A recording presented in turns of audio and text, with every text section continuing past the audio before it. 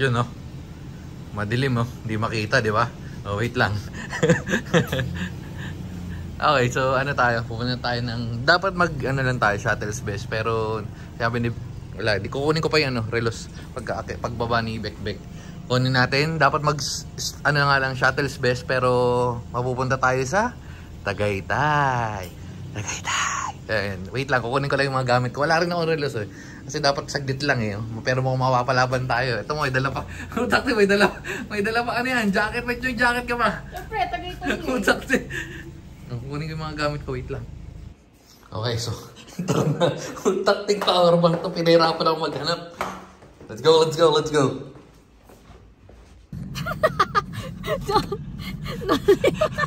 Naglalaptop si Mami! No, Manong. Sabi naman, no, di mo mapapalipot. Ano? Ano ka, gold? Napalipot si Manong. Diyan mo na si Manong. Okay, so yun na nga. Utak, tinahirapan ako hanapin yung power bank ko. Medyo dapat nakaano na kami siguro mga 15 minutes. Hayop to power bank yun. Nagko-camouflage siya, dun sa may sulok. Ginawa niyang pocket yung sarili niya.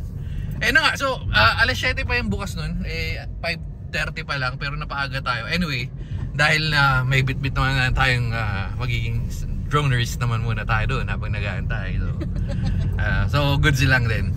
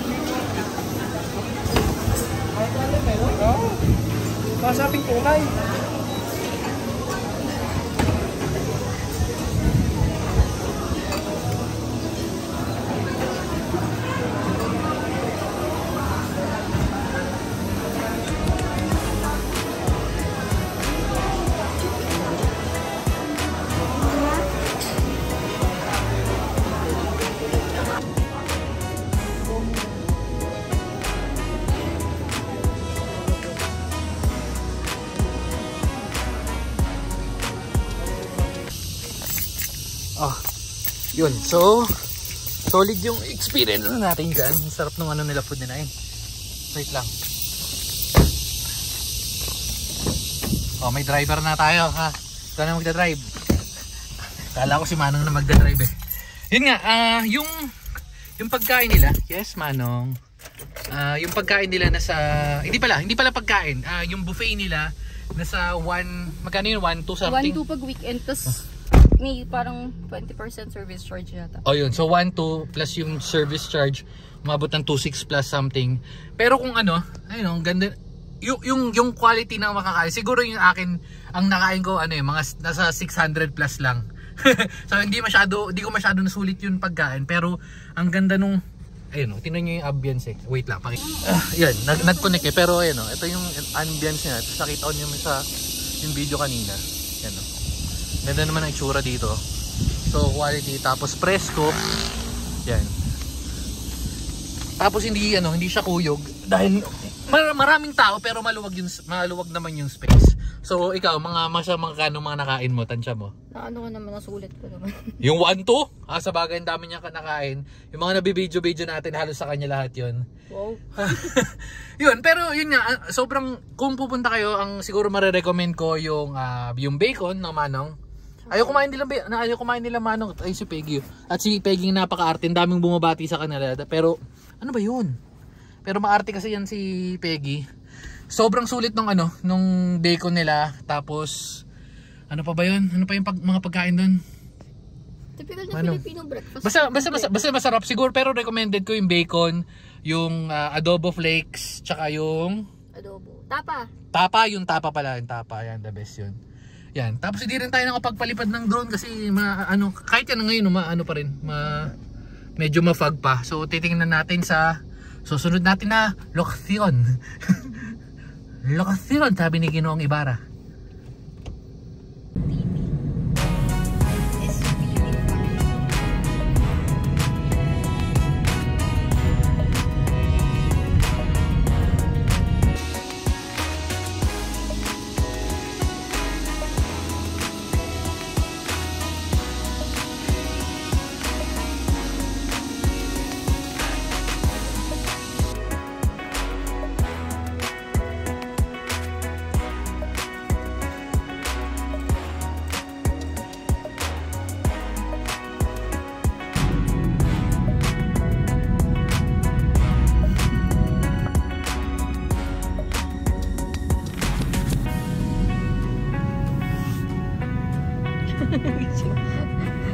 Nakahawak pa siya sa upuan ni daddy niya.